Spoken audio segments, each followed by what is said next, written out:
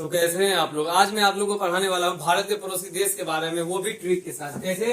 तो ट्रिक के यूज करके, ठीक है। तो ट्रिक का यूज हम करेंगे भारत के पड़ोसी देश को पढ़ने के लिए, ठीक है। तो चलिए स्टार्ट करते हैं बिना समय गवाए हुए, ठीक है। हमारा ट्रिक क्या है भारत को पड़ोसी देश याद करने का? बचपन में MBA,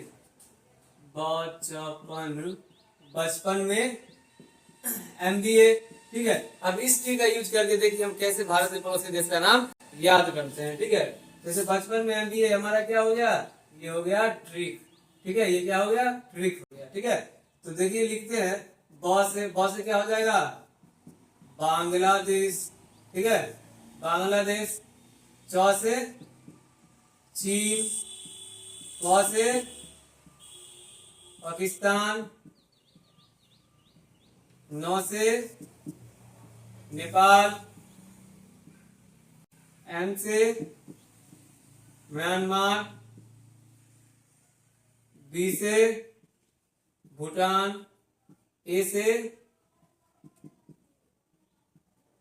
अफगानिस्तान, A से अफगानिस्तान, ठीक है। तो बचपन में MBA, ठीक है। तो देखिए ये हमारा ट्रिक है, बचपन में MBA, ठीक है। आप लोग देख सकते हैं कि बांग्लादेश, चीन, पाकिस्तान, नेपाल, म्यांमार, भूटान और अफगानिस्तान हो गया। तो टोटल कितने देश हो गए? 7 देश हो गए। कितने देश हो गए? ये हमारे टोटल 7 देश हैं, है ना। कितने देश है? 7 देश है। तो ये हमारे किस तरह के पड़ोसी देश है? तो ये हमारे है स्थलीय सीमा से जुड़े हुए। कौन सीमा से? स्थलीय सीमा से जुड़े देश। ये कैसे देश है? तो स्थलीय सीमा से जुड़े हुए देश है, ठीक है। अब अगला हम लोग देखेंगे कि जो हमारा जलीय है या समुद्रीय सीमा रेखा से जुड़े देश, ठीक है। तो समुद्री सीमा वाले पड़ोसी देश कौन कौन से हो जाएंगे? पहला हमारा हो जाएगा श्रीलंका, ठीक है, ये श्रीलंका हो गया। दूसरा हमारा हो जाएगा मालदीव, श्रीलंका और मालदीव, ठीक है। चलिए अब क्या है कि जो भी हमारा पड़ोसी देश है उसके राजधानी के बारे में जान लेते हैं, ठीक है। सबसे पहला हमारा है बांग्लादेश। बांग्लादेश का राजधानी हो जाता है ढाका। क्या हो जाएगा इसका राजधानी? ढाका। चीन का राजधानी क्या हो जाएगा? तो बीजिंग हो जाएगा। क्या हो जाएगा? बीजिंग हो जाएगा। पाकिस्तान का राजधानी क्या होगा? इस्लामाबाद हो जाएगा, ठीक है। नेपाल का राजधानी क्या हो जाएगा? काठमांडू। क्या हो जाएगा? काठमांडू हो जाएगा, ठीक है। उसके बाद अगला है हमारा म्यांमार, ठीक है।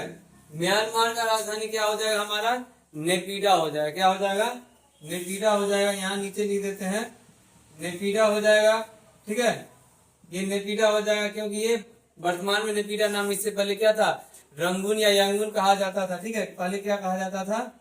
रंगून या यांगून नाम से भी जाना जाता था, लेकिन वर्तमान नाम क्या अभी नेपीडा है, ठीक है। इस चीज को हमको याद रखना है, ठीक है। फिर उसके बाद अगला हमारा है नेपीडा, ठीक है।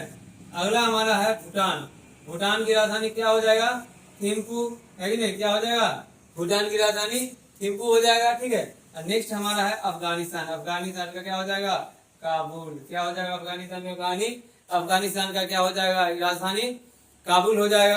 अब हम लोग को पता चल गया है कि भारत के जो पड़ोसी देश हैं स्थलीय रूप से जो जुड़े हुए हैं या समुद्री सीमा से जुड़े हुए हैं, ठीक है। ये हमको देश का नाम पता चल गया, उसका राजधानी पता चल गया, ठीक है। अब हम लोग देखते हैं कि जो हमारे देश से जुड़े हुए सटे हुए जो हमारे पड़ोसी देश है, ठीक है, इस दोनों के बीच में जो बॉर्डर होता है, सीमा रेखा, अंतरराष्ट्रीय सीमा रेखा, उसका कुछ ना कुछ नाम दे दिया जाता है, ठीक है।